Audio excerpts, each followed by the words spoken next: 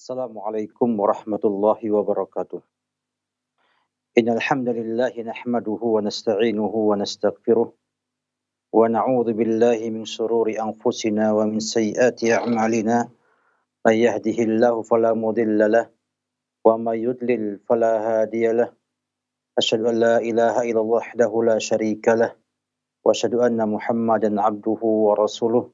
Sallallahu alaihi wa ala alihi wa sahbihi wa sallama tasliman katsiran amma ba'du. Pemirsa Raja TV dan juga raja-raja ataupun yang relay acara ini, semoga Allah Subhanahu wa taala memberkahi usia kita dan memberikan kita afiah dan selamat dari semua yang merusak iman dan juga merusak tubuh kita. Alhamdulillah, kita memuji Allah Subhanahu wa taala pada pagi berbahagia ini. Allah memudahkan kita untuk bisa berjumpa kembali dalam acara kita Fiqh Usrah, dan kita masih bersama kajian yang terdahulu tentang problematika rumah tangga dan bagaimana mengatasinya. Dan kita pada hari ini memulai kembali insyaallah taala seri kajian yang kita rencanakan akan berseri untuk melihat bagaimana kehidupan Rasulullah sallallahu alaihi wasallam yang merupakan aplikasi daripada firman Allah Subhanahu wa taala wa ashiruhunna bil ma'ruf. Sebuah contoh yang memang merupakan bagian daripada apa yang Allah firmankan dalam Al-Ahzab, laqad kana lakum fi Rasulillahi uswatun hasanah liman kana yarjullaha wal yawmal akhir wa dzakarallaha katsiran. Di mana Allah sampaikan bahwa ada pada Rasulullah itu uswatun hasanah, contoh yang baik ya bagi kita semua yang ingat dengan akhirat, ya, yang mengharapkan akhirat dan juga banyak berzikir kepada Allah Subhanahu wa taala. Dan kalau kita melihat kembali kepada kehidupan Rasulullah SAW, sebuah keluarga yang menjadi contoh di mana problematika rumah tangga beliau ya, banyak. Saya beri contoh bagi kita semua. Dan beliau mengatasi semua sisi kehidupan dan problematika itu dengan sangat tepat sesuai dengan wahyu Allah Subhanahu wa taala. Oleh karena itu, siapa yang ingin mendapatkan solusi terbaik dalam semua problem rumah tangganya, bisa melihat kepada hadis-hadis Nabi kita Muhammad sallallahu alaihi wasallam berkenaan dengan rumah tangga beliau. Demikianlah beliau menjadi uswatun hasanah bagi kita kaum muslimin yang mengikuti jejak langkah beliau sallallahu alaihi wasallam. Oleh karena itu, saya mengajak hadirin sekalian, pemirsa sekalian, untuk mengkaji setiap pekan insyaallah taala apa yang menjadi sikap ataupun keputusan Nabi kita Muhammad sallallahu alaihi wasallam dalam menyikapi munculnya problem-problem dalam rumah tangganya. Tentunya hal ini menarik ya, karena kita semua paham bahwa tidak ada satu rumah tangga tanpa problem. Ada problem dalam rumah tangga. Ini dimaklumi bersama. Karena bagaimana tidak akan problem kalau kita hidup bersama seorang wanita di rumah bertahun-tahun ya, kemudian juga punya anak dengan semua tabiat dan karakternya, dan terus dengan banyaknya kehidupan dan problem yang ada, baik ekonomi maupun sisi sebagai manusia ataupun sisi lainnya yang harusnya ya, kita semua berusaha untuk menyelesaikan masalah yang kita hadapi dengan sebaik mungkin. Dan Nabi kita Muhammad SAW telah menjadi contoh dalam hal ini, sebagaimana nanti kita akan bahas satu persatu ya, dalam serial solusi Nabi dalam problematika rumah tangga. Kita ketahui bersama bahwa di sana ada sisi yang perlu kita bahas, kita sampaikan ya, berkenaan dengan kehidupan kita di rumah tangga. ada di sana sisi ekonomi, sisi kemanusiaan, juga ada bagaimana kerjasama yang baik dalam sebuah rumah tangga, demikian juga sisi eh, apa namanya hiburan yang ada dalam rumah tangga, yang ini merupakan bagian yang sangat penting untuk diadakan dalam rumah tangga agar bisa membentuk rumah tangga yang kita idam-idamkan atau samara yang sakinah, penuh dengan mawaddah dan rahmah. Kaum muslimin rahimakumullah taala. Kita akan bahas pada pagi ini sebagian daripada hadis Nabi Muhammad SAW berkenaan dengan sisi ekonomi yang berhubungan dengan kewajiban suami kepada istrinya. Kalau kita melihat dalam konsep yang disampaikan pada perjumpaan terdahulu, ya, bahwa ada sisi kewajiban kita untuk saling memberi, ya, menunaikan hak-hak pasangan kita. Dan di antara hak-hak pasangan kita adalah memberikan pada mereka nafkah, ya, tempat tinggal. Dan Nabi kita Muhammad SAW menampakkan bagaimana bagusnya beliau dalam hal ini, dalam muamalah beliau bersama keluarganya dari sisi ekonomi ini. Ya. Di mana kita lihat Rasulullah SAW telah menempatkan para istrinya pada hujurat, kamar-kamar. Atau mungkin kita katakan kayak rumah bedeng ya, kayak rumah bedeng gitu. Ya, hujurat. Ya, kalau kamar kan kesannya itu satu kamar ada ruangnya, ini enggak satu rumah itu kecil ya, banyak kecil, paling sekitar 4 kali 6 meter ya, atau sekitar mungkin tipe RSSS ya, rumah sangat sederhana sekali ya, tipe 24 mungkin. Sebagaimana dikisahkan tentang rumahnya ataupun hujuratnya Ummu Salamah yang sangat sederhana sekali, dengan hanya 2 ruangan, ruangan kamar dan ruangan menyambut tamu atau ruangan tengah atau ruangan depan sekaligus. Sehingga kalau kita melihat kepada sejarah Nabi dari rumah-rumah para ummahatul mukminin, ya, kalau yang sempat berangkat ke kota Madinah, ada di Museum Madinah, menggambarkan tentang bagaimana rumahnya Nabi kita Muhammad SAW yang namanya hujurat. Hujurat ini memang kalau kita melihat kepada maknanya adalah tadi, tempat-tempat kayak rumah bedeng gitu. Jadi Nabi ada Aisyah di sini, ada Hafsah dan lain sebagainya. Ya. Dan Nabi kita Muhammad SAW menempatkan mereka pada hujurat. Dan setiap istri punya hujrah, ya, punya hujrah sendiri yang khusus dengannya. Jadi terpisah dengan istri yang lainnya. Rumah-rumah kecil ya, yang terpisah, Aisyah punya sendiri, Hafsah punya sendiri, kemudian juga yang lain punya sendiri. Dan disampaikan dalam Al-Quran, Allah Subhanahu tentang kisah Al-Hujurat ini. Dalam surah Al-Hujurat, ayat yang keempat, Innal ladzina yunadunaka min wara'il hujurat aktsaruhum la ya'qilun. Sesungguhnya orang-orang yang memanggil engkau wahai Muhammad dari belakang hujurat, dari luar hujurat, kebanyakan mereka tidak mengetahui, tidak berakal. Menunjukkan bahwa para ummahatul mukminin, Nabi kita Muhammad SAW menyiapkan mereka hujurat, rumah-rumah kecil, ya, tempat mereka yang terpisah dengan istri yang lainnya. Menunjukkan bagaimana Nabi kita Muhammad SAW memperhatikan sisi tempat tinggal para istrinya tersebut. Bahkan kalau kita melihat kepada hadis Nabi SAW, dapatkan juga bahwa Ummu Salamah, ummahatul mukminin, zauj Nabi SAW, mengatakan istaiqadha Rasulullah SAW lailatan faza'an. Kata Ummu Salamah, Nabi bangun sebuah malam dengan kaget. Yaqulu, mengatakan subhanallah, madza unzila minal khazain wa madza unzila minal fitani.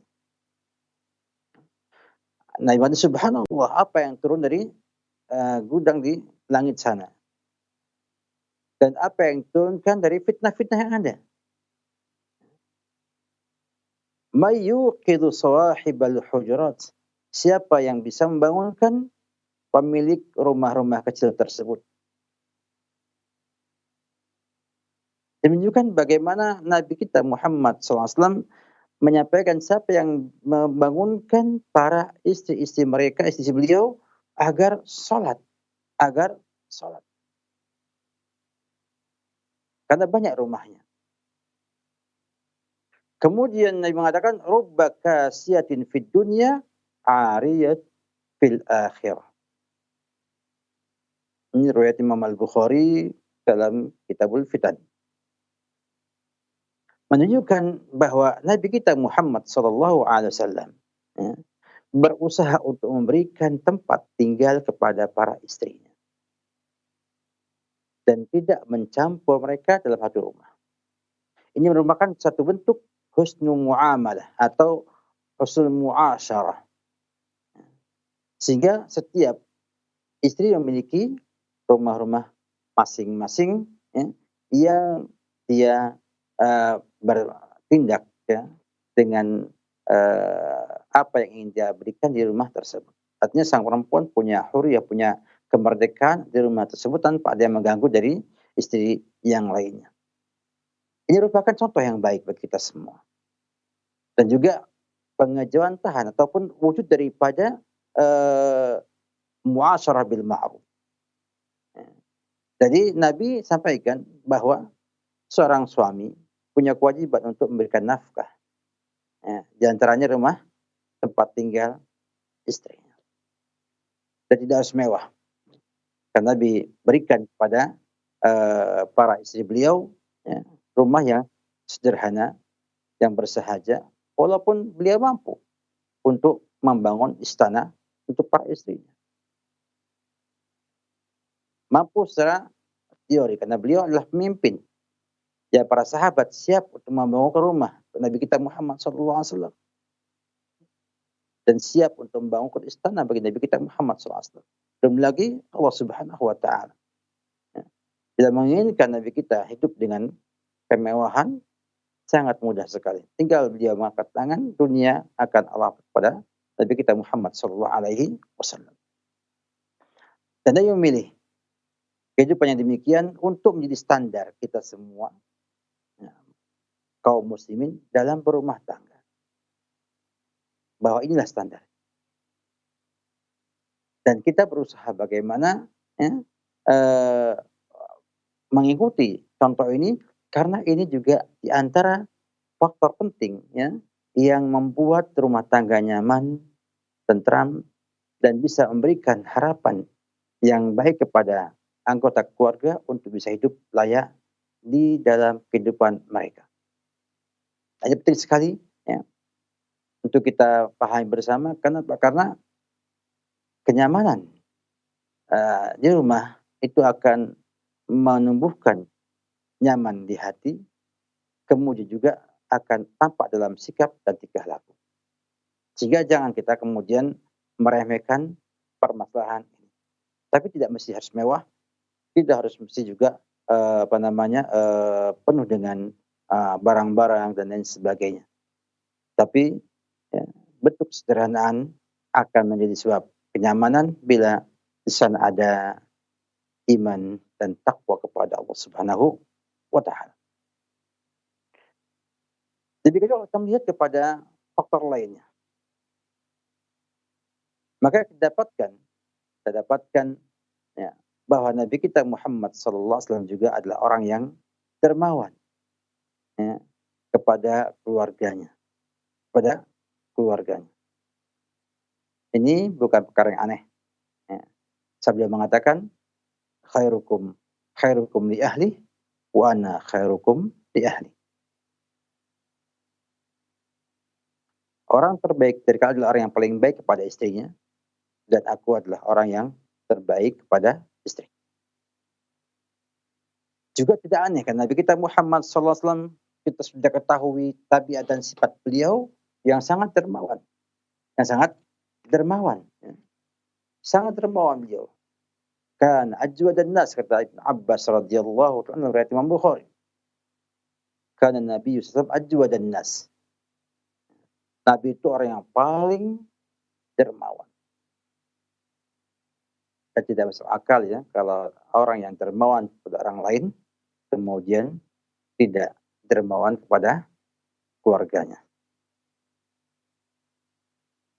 Memang ada di sana orang-orang yang demikian, tapi itu bukanlah contoh yang baik. Dan Nabi adalah uswatun hasanah. Ya. Sehingga orang yang berpikiran atau memandang Nabi kita Muhammad SAW sebagai ajwadun nas, orang yang paling dermawan, tentu akan melihat bagaimana kedermawanan beliau ya, dalam rumahnya.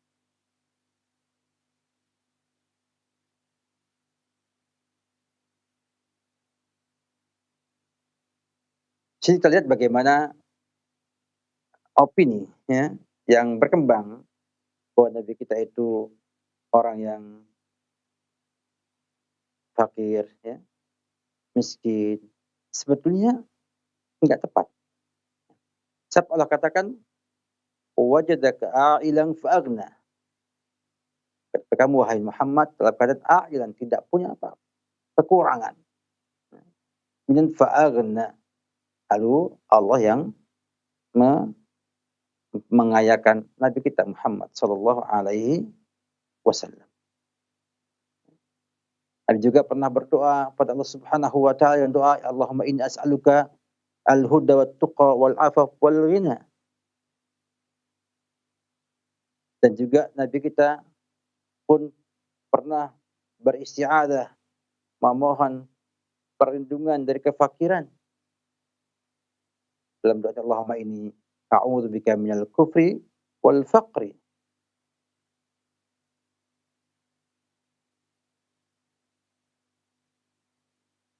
Sehingga kalau kita melihat kepada hal ini, bagaimana beliau menginfakkan kepada keluarganya, satu kilkan ucapan Ibnu Hazm. Ibnu Hazm yang disampaikan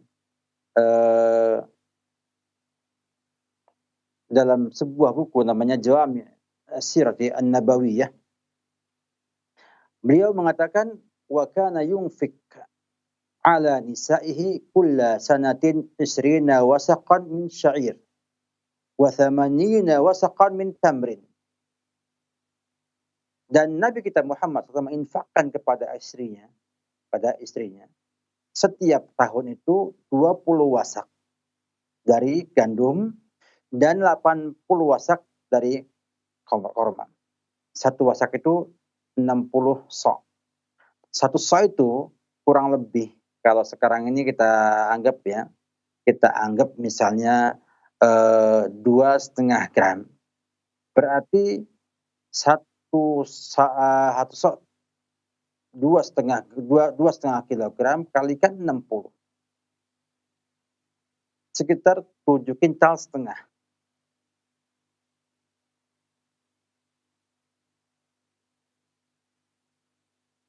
Tadi antara 7 kintal sampai 8 kintalan. Itu dari gandum. Wa 80 wasaqan min tamrin. Satu wasak segitu. Kalikan dengan 20. Dan 7,5 kintal kalikan 20. Karena istrinya wasaqan. Sehingga jumlahnya cukup besar ya.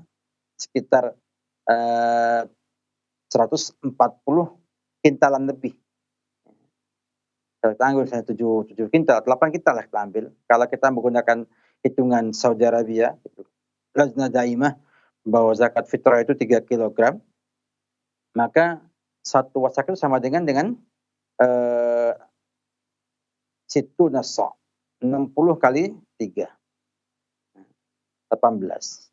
Kalau istrinya sok, bentar saya hitung dulu ya, satu sok 2,5 kilogram. Kalau 60 sok berarti dia itu 2,5 kali 6. 120 150 kilogram. Ya, 150 kilogram. Kalau 150 kilogram ini dikalikan dengan 20, ya, dengan 20 berarti 3.000 kilogram, 3 ton. Ya, 3 ton, 3 ton gandum, ya, dalam setahun. Dan dia juga menambah dengan 80 wasak. 80 kalikan 150.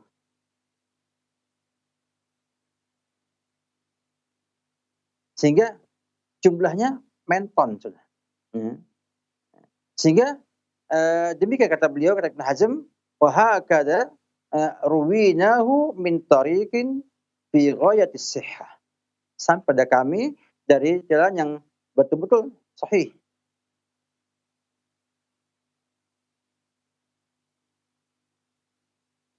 Wa ruwina min tariqin fiha dha'fun.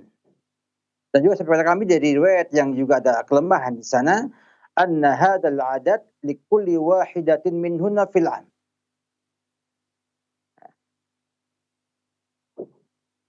Tadi jumlah itu untuk keseluruhannya, tapi ada riwayat yang ada dhaifnya, ada riwayat yang ada di sana kelemahannya, itu menyampaikan bahwa itu adalah untuk satu orang dari mereka.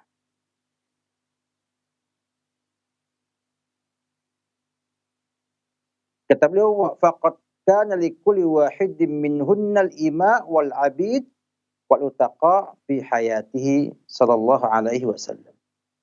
Dan setiap istri Nabi itu punya budak perempuan dan budak laki-laki. Dan budak yang dimerdekakan di zaman Nabi kita Muhammad sallallahu alaihi wasallam masih hidup. Ini kata Ibnu Hazm rahimahullahu taala.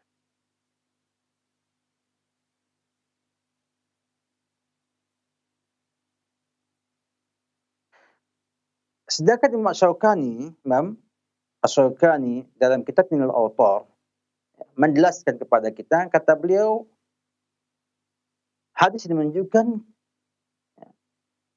wa yadullu ala dzalika, yang menunjukkan adalah ma thabata an Nabiy sallallahu alaihi wasallam kana yu'ti kulla wahidatin min zaujatihi mi'ah wasaqin min Khaybar.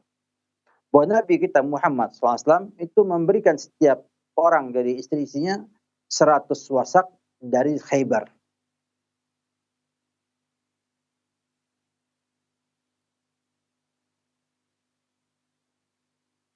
Menunjukkan bahwa Nabi SAW sangat longgar, ya, dalam memberikan nafkah kepada para istrinya.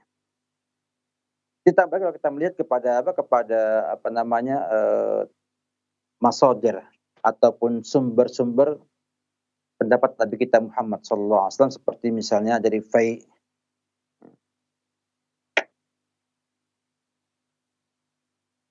kemudian juga ada di sana ghanimah, ya, dan yang lain-lainnya, ya, yang lain-lainnya, ditambah hadiah-hadiah yang cukup banyak, ya, sehingga Nabi itu longgar kepada sang istrinya, sehingga dapatkan para ummahatul mukminin adalah orang yang dermawan semua. Mereka tidak habiskan nafkah yang ada untuk hanya dimakan dan bersenang-senang, tapi digunakan untuk berinfak fisabilillah. Sehingga didapatkan, ya, bahwa Nabi kita Muhammad SAW itu melonggarkan pemberian nafkah ketika longgar. Dan ini sesuai dengan apa yang disampaikan oleh Allah Subhanahu wa taala, liyunfik dzu sa'ati min sa'atih, berinfaklah orang yang punya keluasan dengan keluasannya. Nabi jadi contoh yang baik bagi kita semua para suami, ya, bagaimana menggunakan nafkah, ya, menjadi kebaikan bagi rumah tangga kita. Ya, longgarkan bila longgar, ya, dan ketika sempit berikan yang ada kepada keluarga sehingga mereka bisa aman, nyaman, ya, dalam rumah tangganya. Nabi jadi contoh yang cukup baik dalam hal ini. Masih banyak sisi lainnya, kita pada pagi ini coba hanya, waktu yang sempit yang kita miliki, kita hanya ngambil 2 hal ini, ya, ambil 2 hal ini, bahwa pertama Nabi kita Muhammad SAW memberikan zakat tempat tinggal kepada istrinya, dengan, kesederhanaan yang ada, karena beliau contoh bagi kita semuanya, dan juga beliau dalam memberikan nafkah tidak bakhil. Ya, berikan nafkah sesuai dengan, eee, keadaan yang ada, dan para ummahatul mukminin juga demikian mendapatkan itu, dan juga mampu untuk bisa berinfak, ya, menafkahkan, bahkan Aisyah bisa membeli Barirah, ya, karena memang, memiliki persediaan untuk bisa membeli budak tersebut. Ini semua menunjukkan bahwa Nabi kita, ya, longgar dalam memberi nafkah kepada, keluarganya, dan ini contoh yang baik untuk kita semua untuk berusaha bagaimana melonggarkan, keadaan rumah kita dalam nafkah, karena itu akan memberikan kenyamanan pada anggota rumah tangga kita. Mungkin demikian beberapa hal pada pagi ini kita cukupkan, dan insyaallah kita akan lanjutkan terus kajian kita tentang bagaimana Nabi kita dalam rumah tangganya pada kajian-kajian pekan depan dan seterusnya insyaallah taala. Wabillahi taufik. Salam Muhammad wa ala alihi wa sahbihi wasallam. Jazakallahu khairan wa barakallahu fikum. Terima kasih kami ucapkan pada Ustadz. Semoga Allah senantiasa melimpahkan rahmat dan keberkahan untuk Ustadz dan kita semuanya, hingga kita bisa memahami setiap ilmu dan faedah-faedahnya bisa kita amalkan. Selanjutnya, bagi Anda yang ingin memperdalam perihal materi ini, bertanya langsung seputar pembahasan ini, silahkan kami tunggu pertanyaan Anda. Sebutkan nama Anda, dari mana Anda berasal. Selanjutnya kami berikan kesempatan terlebih dahulu untuk penelpon yang pertama. Halo. Halo, Assalamualaikum. Waalaikumsalam warahmatullahi wabarakatuh. Dengan Bapak siapa? Di mana? Oh, di TV Roja ini bukan, Mas? Ya, TV Roja. Masya Allah, jazakallah lahir. Waalaikumsalam. Silakan, Pak. Di Sorong. Iya, silakan pertanyaannya. Mau tanyain ini Pak Ustadz. Mau tanyain sebentar ya Ustadz ini. Masya Allah, masalah fikih rumah tangga tadi. Bahas rumah tangga tadi.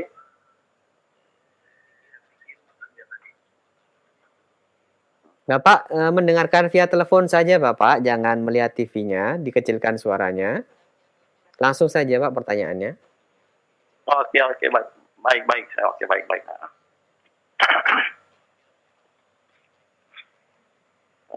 Mau tanyain ada berapa adab masalah rumah tangga Pak? Satu. Yang diantara satunya setiap orang masuk ke rumah harus diucapkan salam. Ada berapa adab rumahnya kira-kiranya Ustaz? Jazakallahu bil khair. Assalamualaikum warahmatullahi wabarakatuh. Waalaikumsalam warahmatullahi wabarakatuh. Semoga bisa dipahami pertanyaannya Ustaz. Silakan.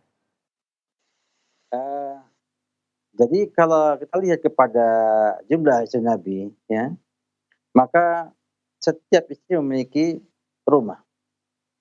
Kalau 11 istri, maka 11-nya punya rumah sendiri. Dan tentunya Nabi tidak akan salam pada semua rumah, ya. Masuk ke Aisyah, ya salam sama Aisyah. Kalau salam kepada Hafsah, ya ke rumahnya Hafsah, salam sama Hafsah. Jadi kita hanya masuk pada rumah. Jadi rumah terpisah, ya. Jadi jangan dibayangkan kayak kita mungkin kayak apartemen, ya. Mungkin, ya. Mereka tidak naik ke atas, jadi ke samping. Ya. Sehingga ketika Nabi misalnya masuk ke rumah Aisyah, hanya Aisyah yang dia mendengar salam Nabi kita Muhammad SAW. Kalau dia pindah ke rumahnya Hafsah, maka salam pada rumahnya Hafsah. Ini saya pahami. Jadi pertanyaan Bapak, ya, tentang bagaimana berapa salam yang Nabi ucapkan ketika rumahnya banyak, ya. Setiap rumah salam sekali aja masuk, ya, salam kepada rumah. Karena etika yang kita dapatkan dalam banyak hadis Nabi, ya, kalau kita masuk ke rumah kita mengucapkan salam, ya, dan yang di rumah menjawab salamnya. Dan cukup. Ketika dia pindah ke rumah yang lainnya, namanya Hafsah, dia pun salam sekali. Dan seterusnya. Wallahu a'lam bishawab. Jazakallahu khairan. Terima kasih Ustadz atas nasihat yang bermanfaat. Semoga bisa dipahami bagi yang bertanya khususnya dan kita semuanya. Silakan kembali kami buka kesempatan untuk Anda yang ingin bertanya via telepon. Kami tunggu. Silakan.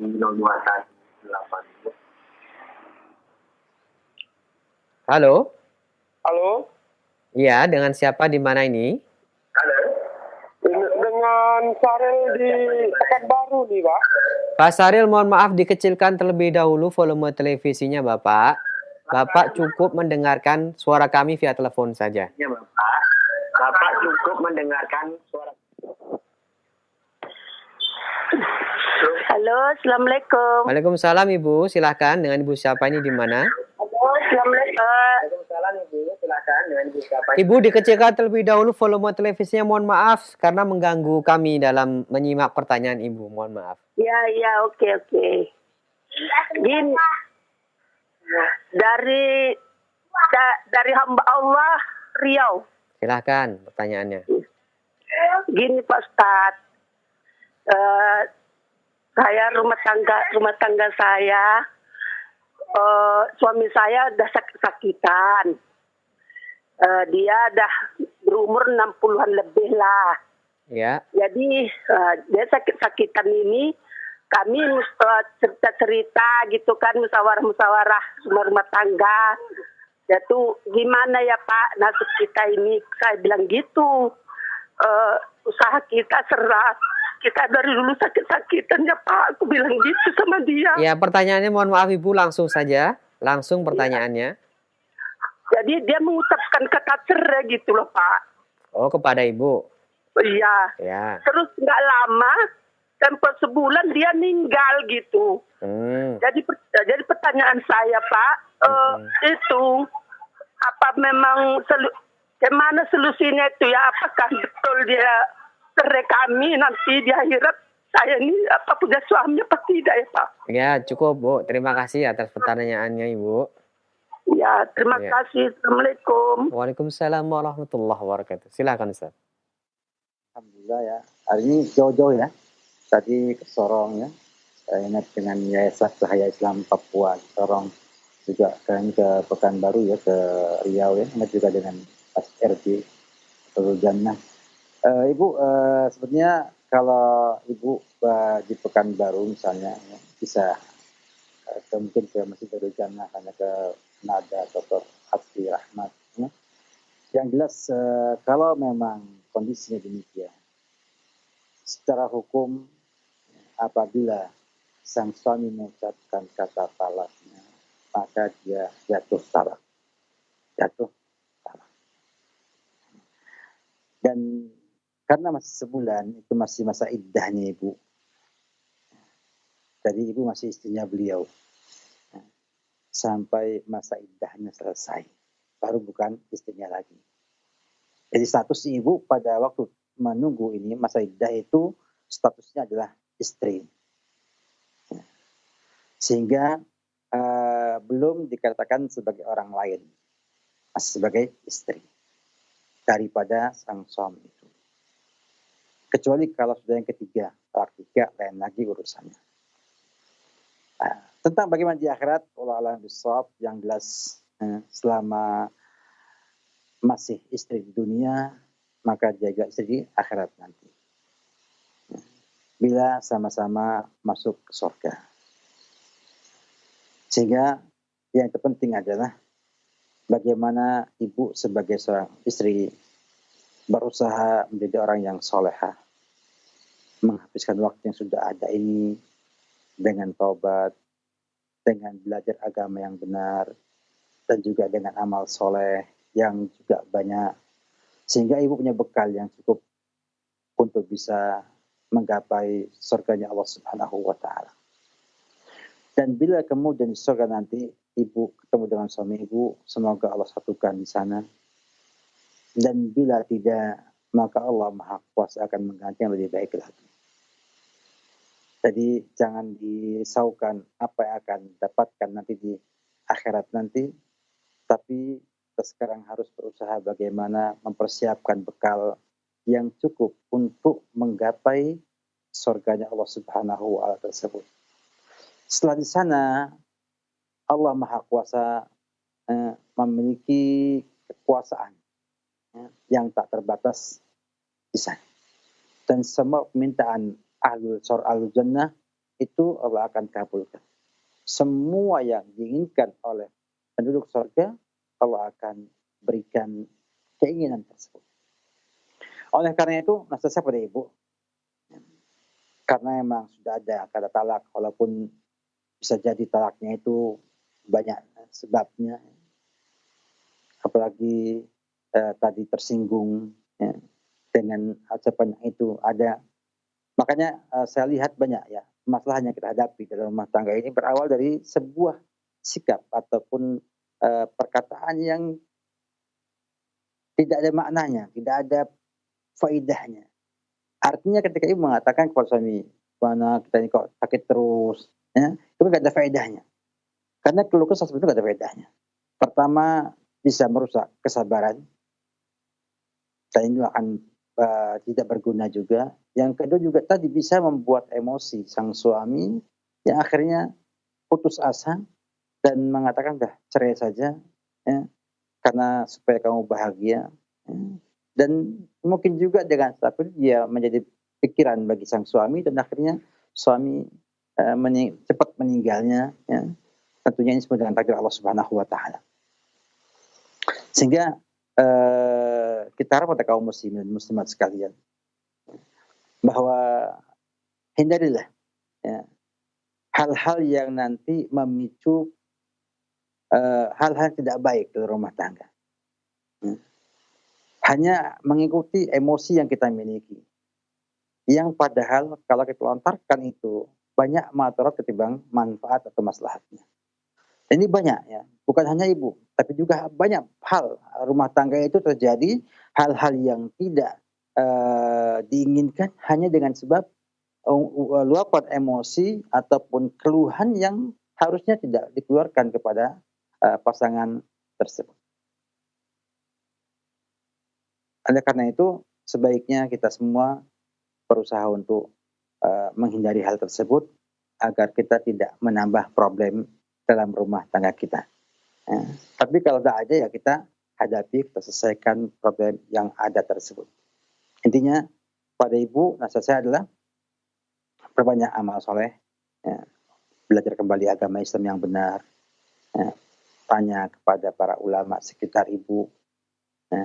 Di Pekanbaru banyak ya, ada pesantren Abu Darda, ya, ada pesantren Al-Zahabi, ada juga Ummul Qura.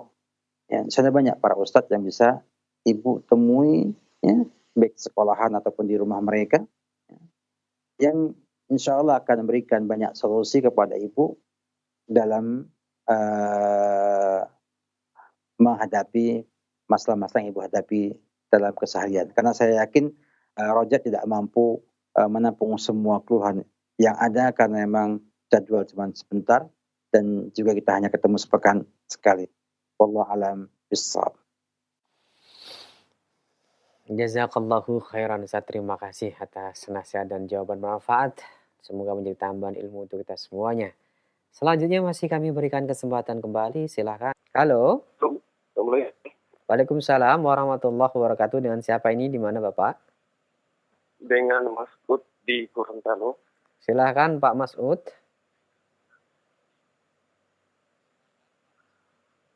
Iya, ini saya mau tanya sedikit. Mungkin agak keluar dari topik pembahasan. Ya, silakan. Ya, bagaimana hukumnya Ustadz atau ketika kita melakukan sholat, kerjakan sholat, terus kita mendapati imam dalam artian kita masbuk. Contohnya sholat Isya 4 rakaat. Saya mendapati 1 rakaat. Apakah rakaat berikutnya saya tetap mengeras suara atau mengecilkan suara? Sementara yang menjadi masbuk bukan hanya saya sendiri, ada barangkali 2-3 orang. Ya, cukup Pak. Ya, Cukup Ustaz. Terima kasih banyak Ustaz. Assalamualaikum warahmatullahi wabarakatuh. Waalaikumsalam warahmatullahi wabarakatuh. Silakan Ustaz. Tentang masbuk ini, yang sampaikan saudara bahwa kasusnya adalah saudara mendapatkan imam di rakaat yang keempat, kemudian imam salam, dan Anda berdiri untuk menunaikan rakaat yang kedua. Karena Anda dihitung melaksanakan rakaat pertama walaupun imam sudah rakaat yang keempat. Sehingga rakaat yang setelahnya rakaat yang kedua. Dan Anda tidak ada kewajiban untuk menjaharkan bacaan walaupun itu di rakaat yang kedua. Karena hukum jahar pada salat jahriyah bagi yang tidak jadi imam itu tidak wajib hukumnya.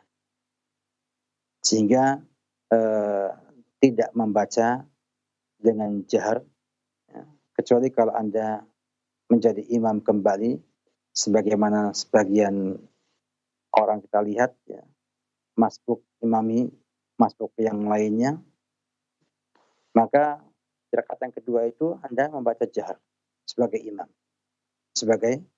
imam. Walaupun ada khilaf para ulama tentang hukumnya, ya, tapi sah kedua-duanya, sah ya, secara hukum hanya kata Syekh Ibnu Utsaimin khilaful aula atau menyisi yang lebih utama. Ya, bagusnya tidak berjamaah, tapi kalau berjamaah maka saudara tetap menganggap sebagai rakaat yang kedua dan saudara sebagai imam menjaharkan Fatihah dan juga surat pada rakaat yang kedua tersebut.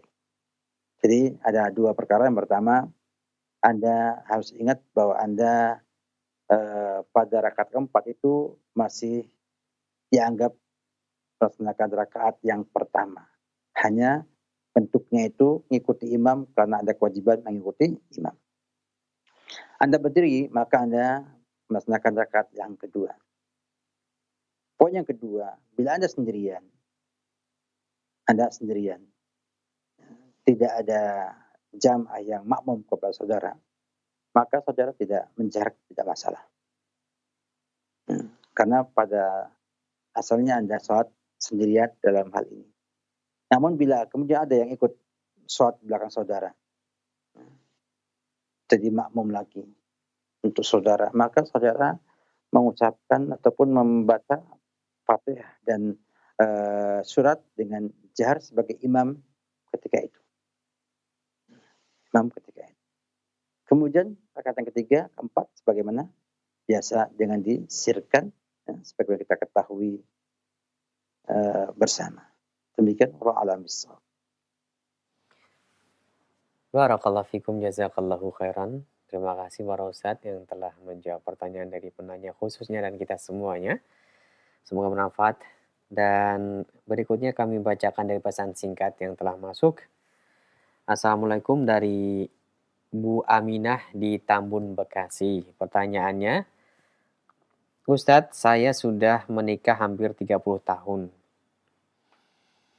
Di masa anak-anak masih kecil, suami mau berpoligami, ingin menikahi mantan pacarnya. Akan tetapi qadarullah tidak jadi. Saya sebagai istri jadi terpukul, walaupun pernikahan tersebut sebenarnya tidak jadi. Hari-hari berikutnya saya merasa sakit hati, hampa, kecewa, dan sedih berkepanjangan. Hingga berjalannya waktu, sementara hari-hari selanjutnya, suami tetap saja mencari sampai sekarang belum dapat juga istri yang kedua. Tanpa peduli dengan perasaan saya. Saya merasa perasaan saya dibuli sepanjang pernikahan ini. Dengan demikian rasa kasih sayang saya semakin hari semakin terkikis habis. Yang ada sekarang hanya kehampaan dan kecewa. Nah, pertanyaannya bagaimana Ustadz? Saya menghadapi permasalahan ini sebenarnya. Harus bagaimana Ustadz? Silahkan. Memang kita tidak bisa pungkiri ya, bahwa kadang kita itu malah merusak diri kita sendiri. Ini yang keliru sebetulnya. Seorang yang berpikir bahwa ia adalah hamba Allah Subhanahu wa taala yang diminta di dunia ini untuk banyak beramal soleh, ya, banyak menghamba kepada Allah Subhanahu wa taala, banyak beribadah kepada Allah Subhanahu wa taala, dan menjadikan semua kejadian yang menimpa kita di dunia ini sebagai bentuk ujian keimanan kita kepada Allah Subhanahu wa taala. Maka akan didapatkan hidupnya bahagia. Dan tidak akan ada bahasa terkikis atau mengikis sendiri.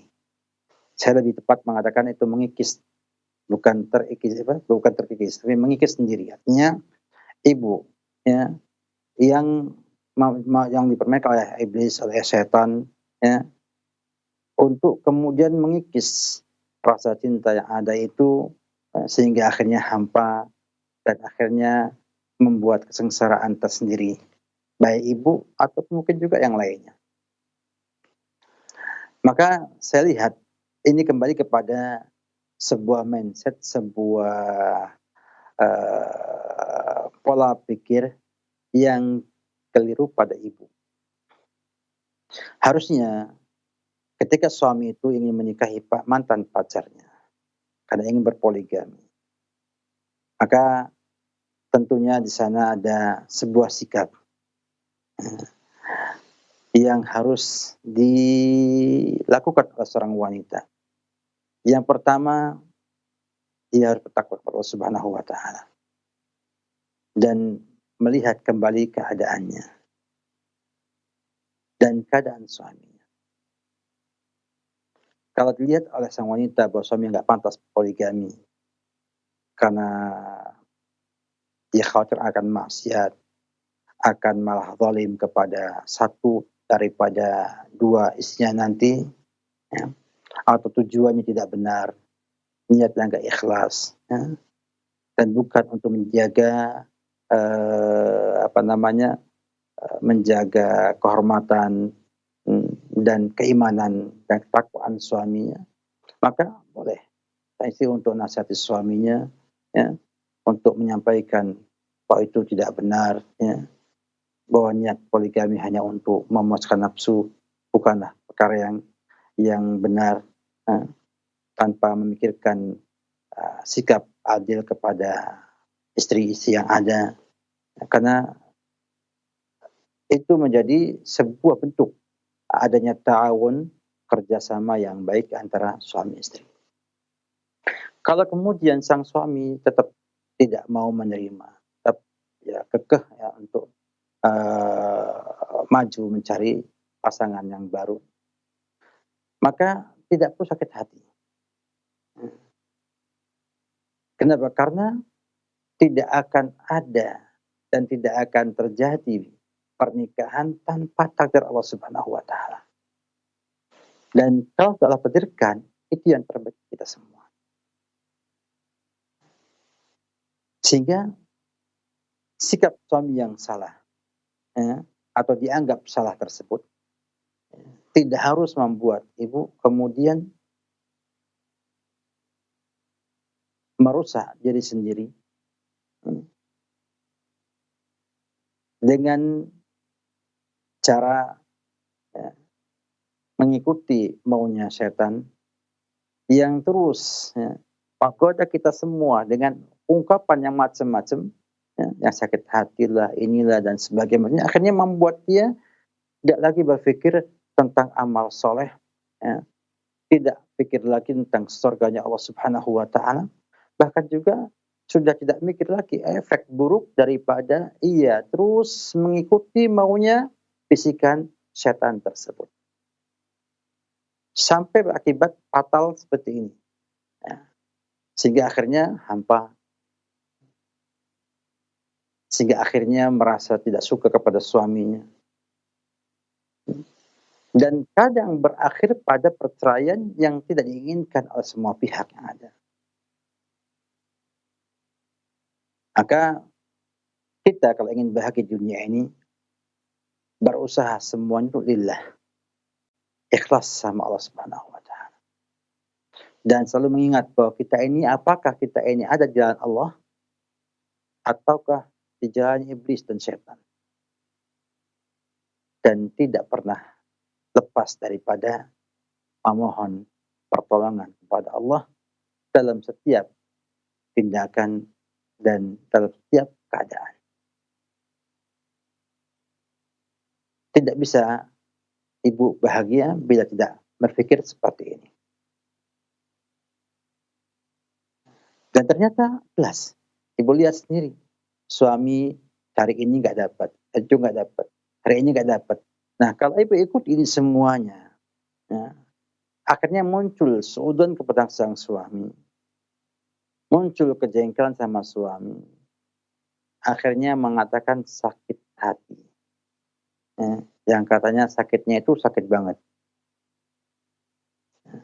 Kemudian setelah itu ibu akan mendapatkan bahwa yang cinta yang dipupuk selama 30 tahun lamanya, bukan hal yang ringan ya, 30 tahun lamanya, itu bisa hilang. Ya, hanya karena hati kita yang dipermainkan oleh iblis agar kemudian bisa jadi hancur rumah tangga kita. Ini sisi ibu. Apakah suami nggak salah? Suami pun salah. Karena suami tidak mampu mempertahankan rasa percaya istri kepada dia.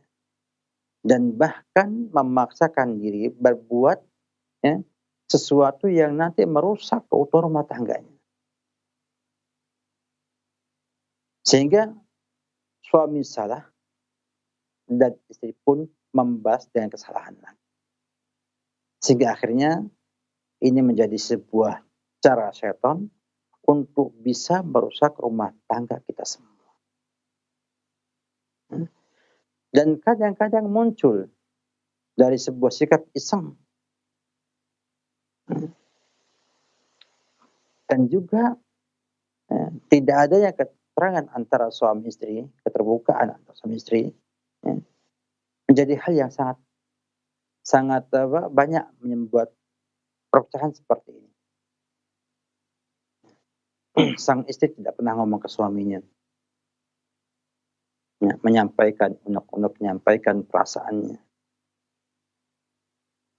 Dan juga suami pun nggak mau tahu perasaan sang istrinya. Sehingga akhirnya tidak dapat saling butuh-membutuhkan.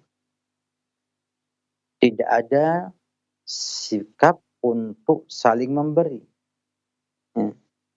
Sehingga akhirnya saya pandang wa'an bisawab, banyak sekali perceraian muncul hanya karena tidak adanya komunikasi yang baik antara pasangan suami istri. Maka ibu hendaknya bertakwa Allah Subhanahu wa taala dan lihat kembali, ya, maslahat yang ada. Bila kemudian maslahatnya adalah berpisah lebih baik daripada kemudian ibu kufur kepada suami. Ya. Dan kalau dilihat maslahatnya adalah bersatu, perbaiki keadaan yang ada, hilangkan hal-hal yang merusak hati ibu, ya, dan lihatlah bagaimana kebaikan suami, bagaimana jasanya selama ini, ya, sehingga akan muncul sana, ya, rasa sayang kepada sang suami yang nanti bisa tumbuh di hati kita, saling mencintai kembali setelah hilang sebelumnya. Dan tentunya sangat disarankan ibu bawa suami ibu untuk konsultasi kepada ustadz sekitar ibu yang nanti bisa memberikan solusi, ya, agar sang suami sadar, ya, akan kondisi yang ada dan bisa melihat keadaan ibu, dan akhirnya akan muncul di sana sebuah kesepakatan yang terbaik bagi ibu dan suami ibu. Karena tidak mesti berpoligami itu tidak baik bagi ibu. Dan juga tidak mesti berpoligami itu baik bagi ibu. Tergantung nanti bagaimana cara poligaminya, kemudian bagaimana ibu menyikapi poligami, dan madu yang akan didapatkan dari poligami tersebut. Jadi jangan kita kemudian membuat sebuah image, sebuah kerangka berpikir bahwa kalau suami berpoligami berarti mendolimi saya, berarti suami sudah tidak lagi sayang sama saya, atau suami ini dan suami itu. Ini tidak baik.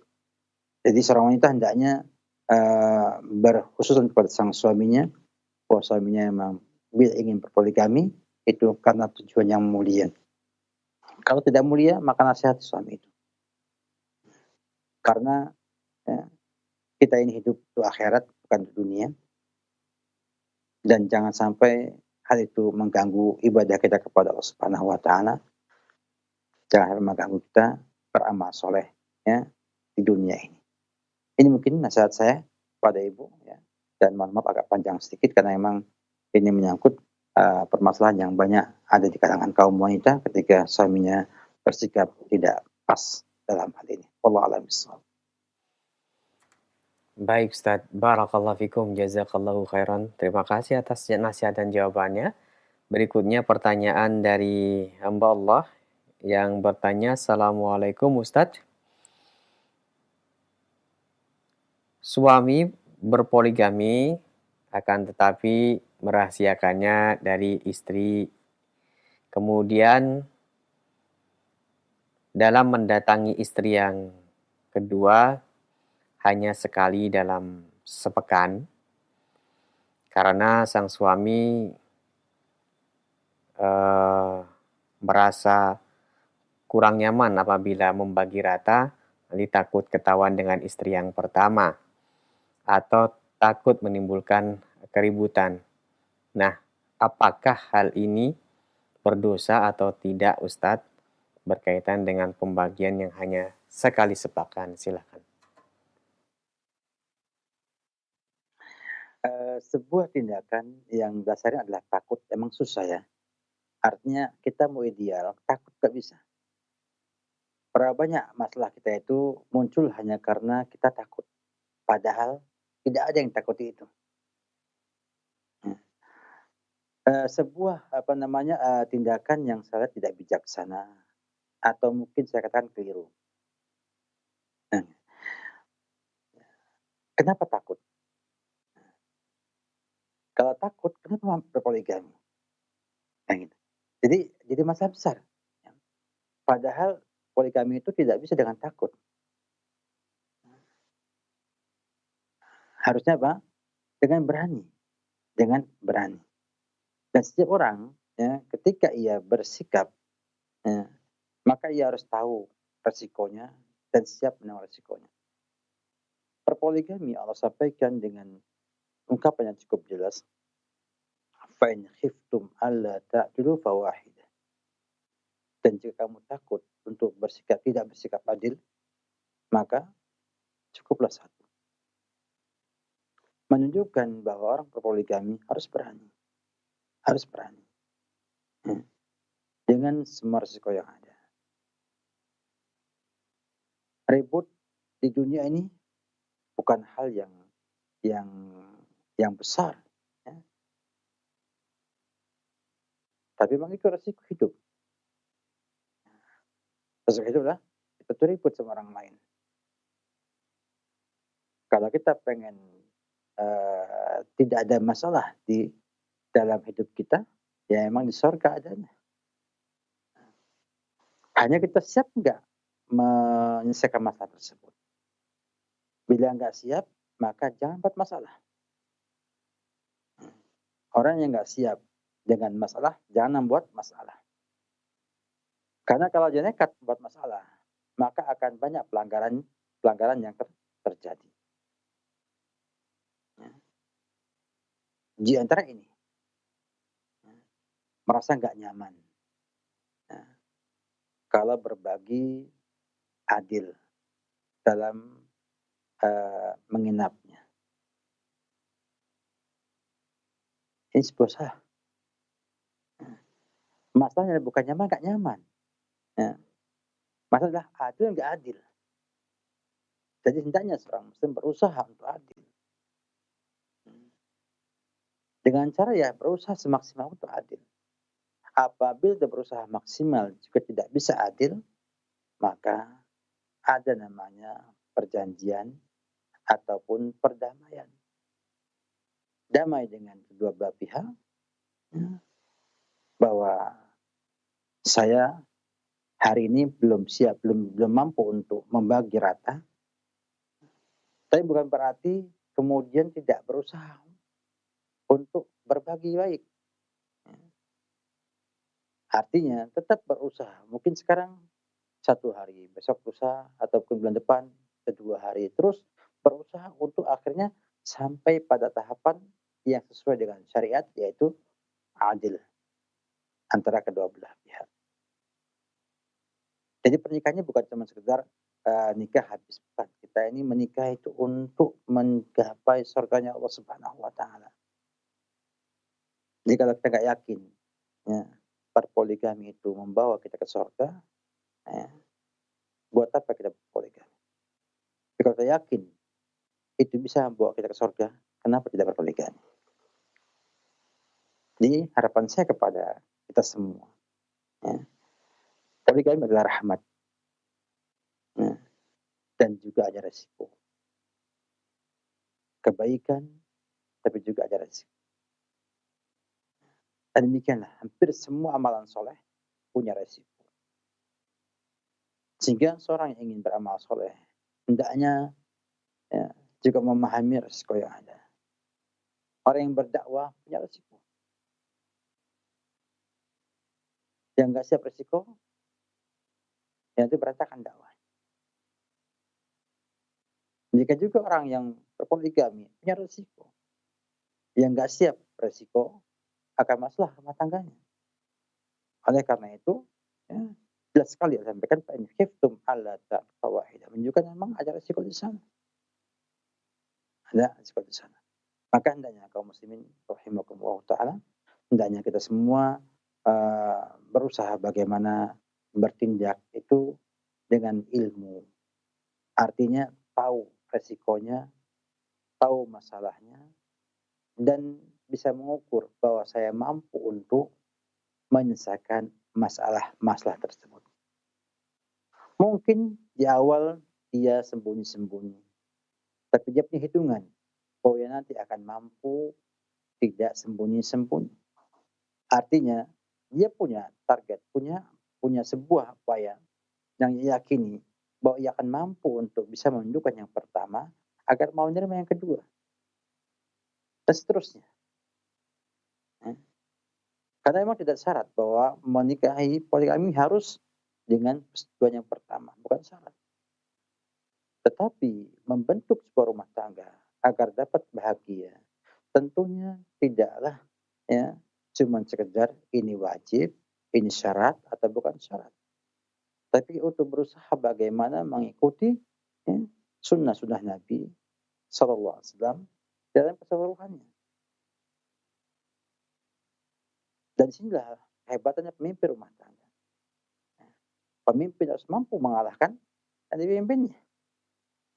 Kalau sampai kemudian pemimpin kalah oleh yang dipimpinnya, maka dia bukan pemimpin yang baik dalam hal ini. Oleh karena itu, marilah kita bertakwa Subhanahu wa ta'ala, dan sikap itu adalah sikap yang keliru dan salah. Wallahu a'lam bishawab. Jazakallahu khairan Ustaz. Terima kasih atas nasihatnya. Berikut kami berikan kesempatan untuk Anda yang ingin secara langsung menghubungi kami via telepon. Halo.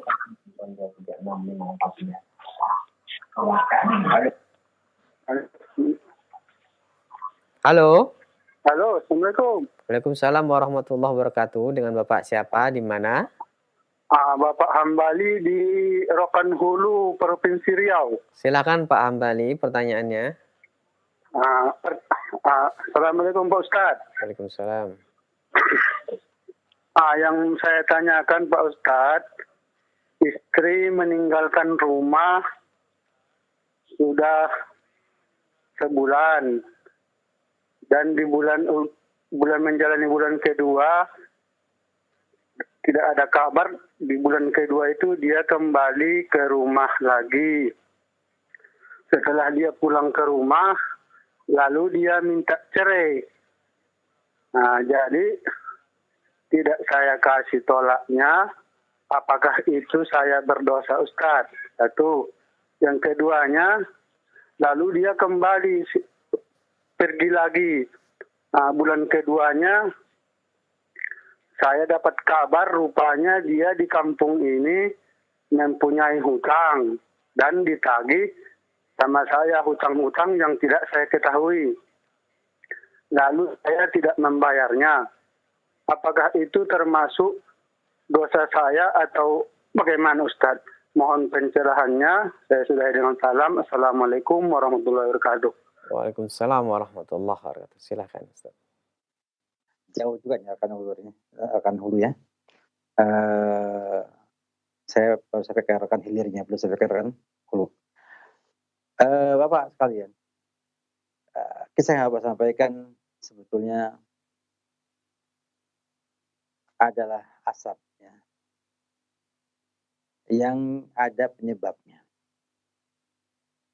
Saya yakin tidak mungkin akan muncul seperti itu kalau tidak ada penyebabnya.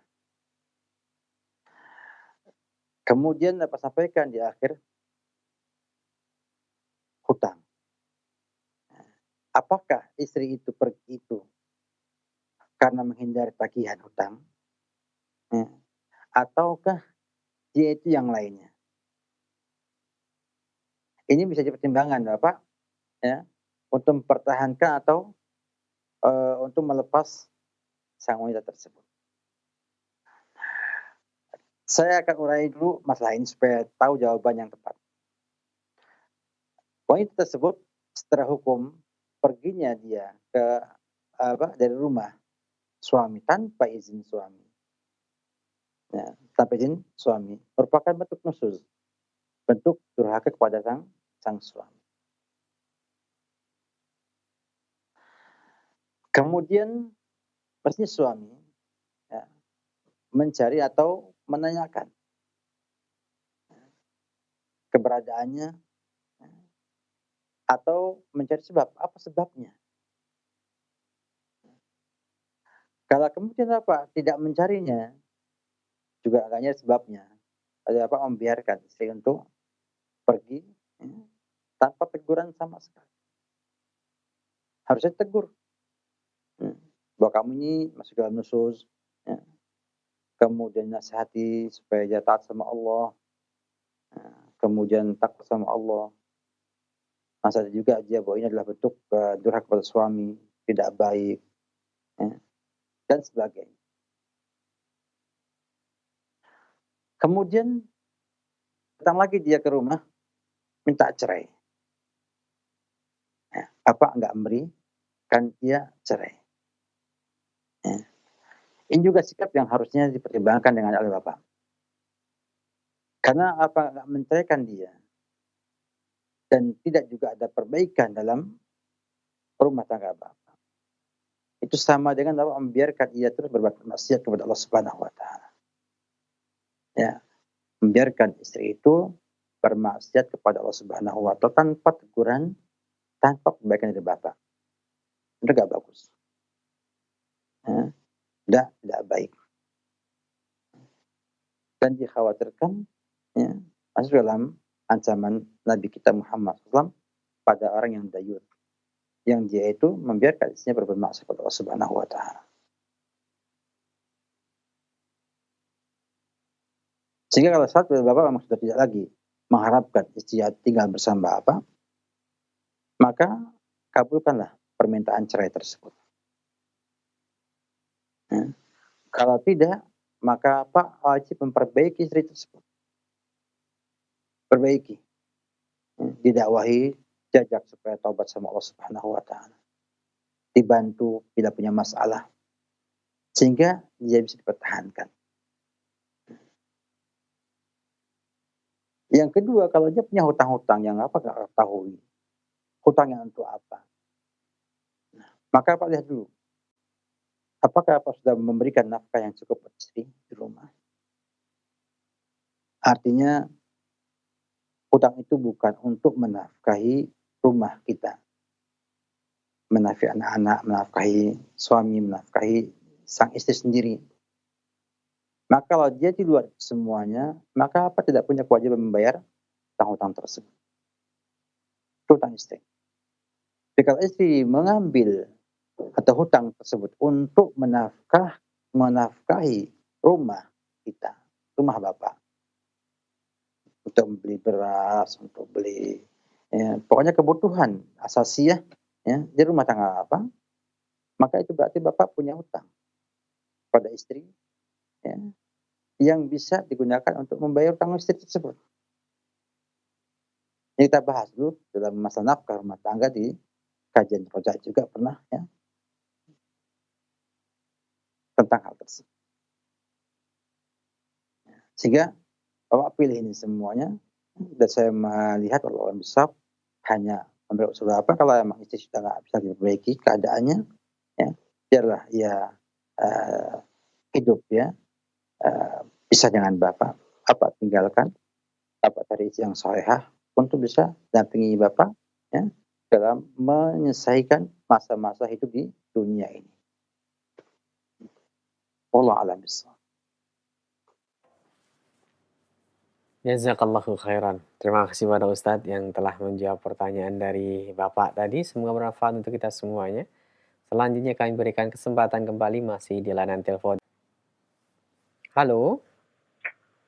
Halo, Assalamualaikum. Waalaikumsalam warahmatullahi wabarakatuh. Dengan Bapak siapa? Dengan hamba Allah dari Sorong juga kembali, Mas Horom Papua.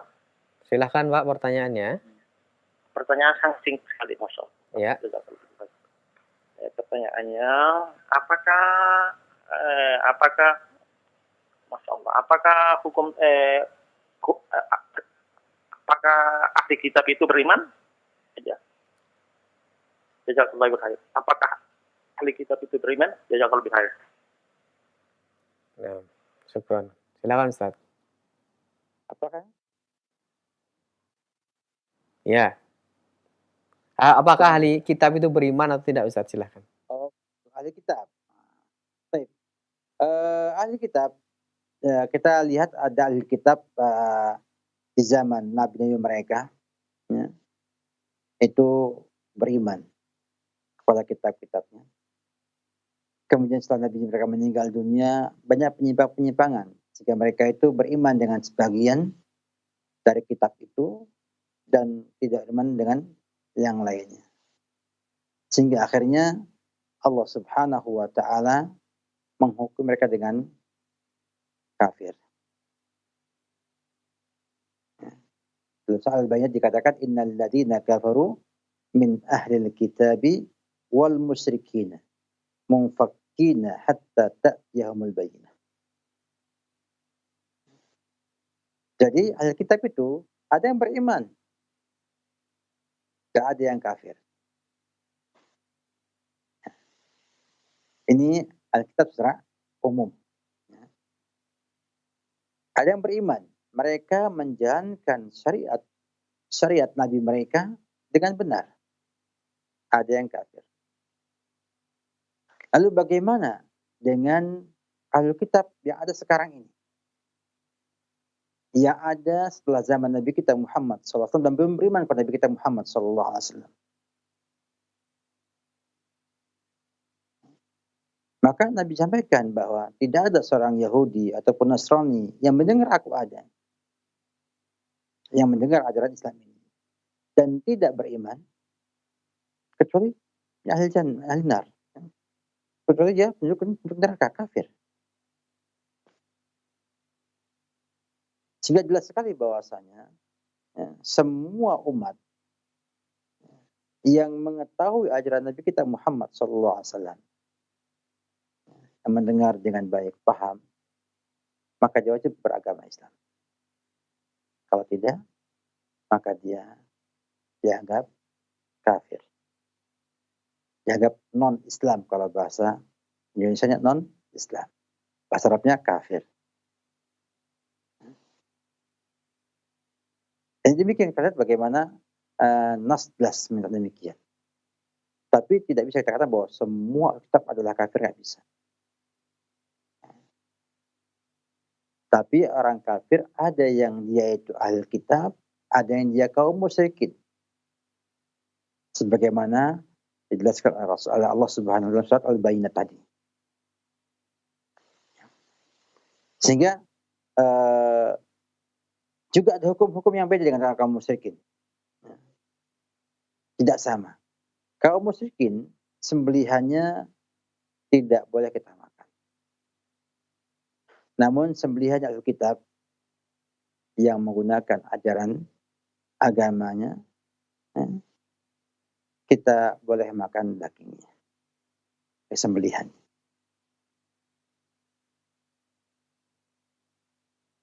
Demikian juga menikahi musyrikat tidak boleh,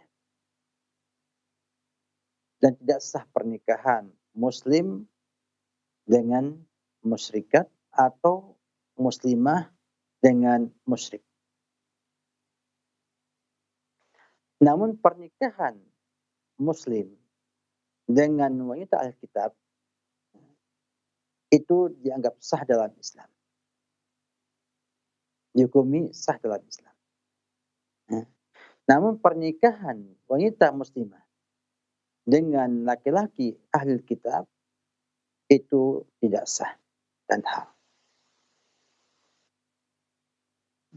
Itu ada perbedaan antara kafirnya itu karena syirik sama karena dia ahli kitab yang tidak menjalankan, yang tidak beriman kepada Rasulullah SAW. Karena di antara ajaran ahli kitab yang terdahulu itu adalah beriman kepada Nabi kita Muhammad SAW.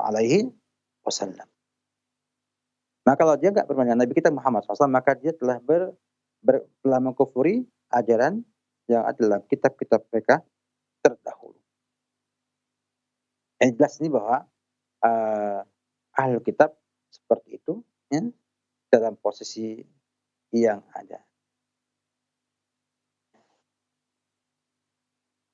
Namun tentunya ini masih dalam tahapan teori ya, dan ajaran. Nanti akan terbentur kepada kondisi dan keadaan masing-masing. Secara hukum seperti itu, dan dalam prakteknya tentunya semua ada perinciannya sesuai dengan tuntunan syariat Islam berkenaan dengan orang-orang ahli kitab yang banyak dijelaskan para ulama rahimahullah ta'ala. Wallahu a'lam bishawab. Jazakallahu khairan wa barakallahu fikum. Terima kasih para Ustadz yang telah berkenan menjawab pertanyaan ini. Dan kami harapkan pertanyaan selanjutnya berkesesuaian dengan apa yang telah Ustadz sampaikan dalam pembahasan materi ini. Halo? Halo? Ya? Halo? Ya, halo. Mohon maaf Bapak dikecilkan televisinya, kami tidak bisa mendengar suara Bapak dengan jelas. Iya. Ya, Bapak cukup mendengarkan via telepon saja. Silakan, dengan siapa di mana? Dengan Pak Birsan di Palu, Pak. Silakan Pak pertanyaannya. Ya, pertanyaannya ini Pak Ustadz. Saya sekarang kan sholat. Nah, jadi apa hukumnya kalau saya menambah doa sujudnya, tobat, selawat, kemudian doa kedua orang tua, dan juga ditambah dengan Rabbana. Demikian Ustaz. Ya. Cukup, terima kasih Bapak atas pertanyaannya. Silakan Ustaz. Dalam sholatnya Bapak berdoa dengan doa-doa tersebut. Perlu kita ketahui bersama bahwa sholat adalah ibadah yang maksusah, yang terkhusus, yang khusus, ya. Yang kita lakukan adalah al-af'al wal aqwal al-maksusah, ya. Ucapan dan perbuatan yang khusus. Tidak bisa tambah-tambahi ya, dengan sesuatu yang bukan dari bacaan sholat. Itu pada asalnya. Sehingga kalau kita misalnya ingin berdoa ketika sujud, ya, maka pada asalnya kita itu berdoa dengan apa yang Nabi ajarkan dalam sujud. Namun karena ada di sana hadis Nabi yang mengatakan aqrab ma yakunu baina abdi wa rabbih hala sujudihi, bahwa keadaan yang paling dekat antara hamba dengan Allah adalah ketika sujud. Maka dikatakan fa'akthiru fid du'a, perbanyaklah doa. Maka bila Anda sujud ingin menambah dan doa-doa lainnya sesuai kebutuhan yang Anda inginkan, maka diperbolehkan para ulama rahimahullah ta'ala. Oleh karena itu bila Anda ingin berdoa ketika sujud, doalah dengan apa yang Anda butuhkan. Karena kita doa itu minta sama Allah Subhanahu wa taala. Dan minta itu kan karena kebutuhan yang kita miliki. Karena memang Bapak misalnya mengharapkan Allah selamatkan dari bala, maka doalah. Di dalam apa? Untuk minta dihilangkan dari bala yang ada, dihindari dari bala yang ada. Karena ini adalah bagian daripada doa yang kita inginkan. Ya. Dan seterusnya. Ya. Itu dalam sujud dibolehkan. Karena memang ada perintah untuk memperbanyak doa dalam hal ini. Tapi tidak dengan doa-doa yang kita tidak bisa dan tidak mengerti maksudnya, ataupun kita tidak kehendaki, kita minta kepada Allah Subhanahu wa taala. Karena apa? Karena itulah kita menghadap Allah Subhanahu wa taala, dan itulah kondisi yang terdekat dengan Allah Subhanahu wa taala, maka tidak layak seorang muslim bila memohon kepada Allah yang tidak diinginkan. Ya. Maka hendaknya kita ketika sujud, ya, kita baca dengan doa yang sudah warid, Subhanallah a'la, ya, 3 kali. Kemudian kalau kita menambah dengan doa, tambahlah dengan doa yang kita inginkan. Ya. Ingin sehat, ingin selamat dari bala, dan lain sebagainya. Tanpa ada rangkaian yang khusus, ya, yang kita buat sebagai bacaan sujud selain yang Nabi ajarkan. Artinya dia hanya doa saja. Tapi kalau penambah dengan zikir-zikir lainnya, ya, yang tidak ada dalam ajaran Nabi kita Muhammad SAW, maka itu tidak benar. Nah, wallahu a'lam bishawab. Baik Ustaz, barakallahu fikum. Terima kasih atas jawabannya. Kami beralih kembali ke pesan singkat dari hamba Allah di Jakarta yang bertanya, Ustadz, Ana mau bertanya, dalam rumah tangga kami pernah ada kesepakatan antara Ana dan suami, jika salah satu pergi ketika emosi, maka jatuh talak. Itu bagaimana hukumnya ya Ustadz? Jazakallahu khairan. Silahkan. Ini namanya talak mu'allaq, ya. Talak al-mu'allaq. Dan para ulama rahimahullah banyak merajikan jatuhnya talak mu'allaq ini jika yaitu terjadi. Misalnya kalau saya pergi, maka kamu saya talak. Maka ketika saya pergi, jatuh talak kepada sang istri tersebut. Namanya talak mu'allaq. Ya. Talak yang jadi kasih ikatan, dikasih gantungan. Kalau kita ngelanggar, berarti jatuh talak tersebut. Allah alam bishawab. Baik Ustadz, barakallahu fikum. Terima kasih. Pertanyaan berikutnya dari hamba Allah. Assalamualaikum Ustadz, Ana mau bertanya, bagaimana jika hukumnya sang istri ngambek terhadap suami, tetapi ngambeknya itu dengan diam, dan tetap melayani suami dengan baik? Silakan. Saya katakan bahwa ngambek adalah bagian daripada garam kehidupan rumah tangga. Tidak akan nikmat rasa sayur asam tanpa garam. Gitu. Demikian juga rumah tangga. Bila tidak ada yang ngambek, tidak ada yang cekcok, tidak ada yang perbuat hal-hal yang istimewa, ya, maka rumah tangga itu kayak hampa, ya, hampa. Ya. Sehingga banyak penelitian mengatakan bahwa percekcokan dalam rumah tangga bila pada batas ukuran yang baik, itu bisa menambah erat hubungan mawaddah dan rahmah pada rumah tangga tersebut. Namun bila ia berlebih sama kayak garam ya, dalam sayuran ya. Kalau kita kelebihan garam, sayurannya pahit. Ya, ya. Demikian juga bila tidak ada garamnya, maka dia hambar. Oleh karena itu, seorang harus bisa memaklumi, harus bisa memahami bahwa perkara kecewa, kemudian senang, kemudian tersinggung, kemudian ngambek dan sebagainya, itu pada asal adalah bagian daripada aksesoris sebuah kehidupan rumah tangga. Nah, tinggal kita bagaimana memperkara itu sebagai penyebabnya indahnya kehidupan rumah tangga kita. Nah, kalau tidak itu maka kehidupan itu tidak akan indah, ya. Karena apa? Karena kita butuh aksesoris, kita butuh pelengkap-pelengkap yang nanti membuat kita tuh merasa kayak baru dan tidak bosan di rumah tersebut. Jadi, tapi ingat ya bahwa itu semua tentunya tidak boleh membuat kita lupa ataupun menghalangi kita untuk bisa menunaikan hak-hak pasangan kita semua. Pada saat itu bagus ya, karena apa? Karena ngambek, tapi tetap menjalankan hak-hak suami secara baik.